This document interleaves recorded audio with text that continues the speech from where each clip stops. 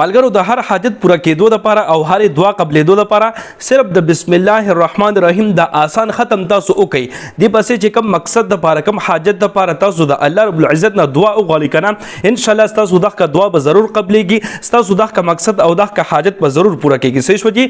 نو د بسم الله الرحمن الرحیم ختم ترتیب څنګه دی دې ته تاسو غوږ کېږدئ. صحیح شو جی؟ نو بسم الله الرحمن الرحیم چې دی کنه دا به تاسو 12,000 پیرې برابروي، 12,000 پیرې برابروي، خو داسې طریقې سره چې بسم الله الرحمن الرحیم به تاسو شروع کړئ.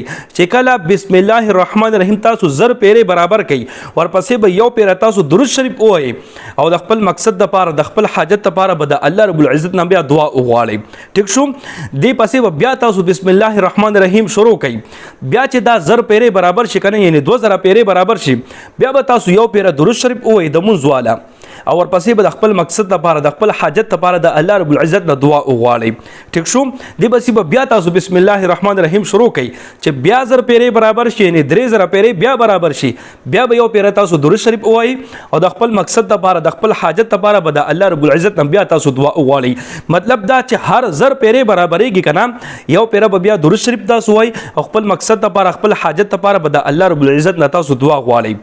نو چې دا تاسو ختم وکړئ ان شاء الله 12,000 پیرې چې برابرېږي او هر 1000 پیرې چې تاسو د الله رب العزت نه دعا غواړئ، د الله رب العزت نه زما پوره امید دی چې تاسو دغه مقصد به پوره کېږي، تاسو دغه دعا به د الله رب العزت په فضل او کرم سره ضرور پوره کېږي. صحیح شو جی؟ خا اوس بیا بعض ملګري دا تاسو کوي چې دا به موږ 100 ورځو کې برابرو. نو هغه تاسو خوښه د تاسو مرزي ده که په یو ورځ کې برابرول شي، که په 2 ورځو کې برابرول شي، په 3 ورځو کې برابرول شي، مخصوص ورځ نشته دی چې 100 ورځو کې تاسو برابرول شي. خو 12,000 پیرې بسم الله الرحمن الرحیم ویل دي او هر 1000 پیرې یو پیره درود شریف او ورپسې د الله رب العزت د دعا غوښتل دي. نو چې 12,000 پیرې برابر شي د الله رب العزت نه بیا تاسو دعا وغواړئ. امید مې دي چې ان شاء الله تاسو دعا به قبلېږي، تاسو حاجت په پوره کېږي، بیا به تاسو د بندې ناچیسته ان شاء الله دعاګانې کوئ. صحیح شو جی؟ کچرې په دې ختم باندې په دې وظیفې باندې تاسو پوه شوي یئ په کمنټ کې سبحان الله ولیکئ چې ماته اندازه وشي او کچرې څه سوال وي پکې تاسو بیا کمنټ وکړئ چې دا قضیې کې موږ پوه نه شو. ان شاء الله زه به کوشش وکړم چې تاسو ته جواب درکړم، تاسو به پوه کړم. خدا په خپل هم شروع کړئ دا ختم بالکل آسان ترین ختم د ډېر مجرب ختم د زموږ عزتمندو.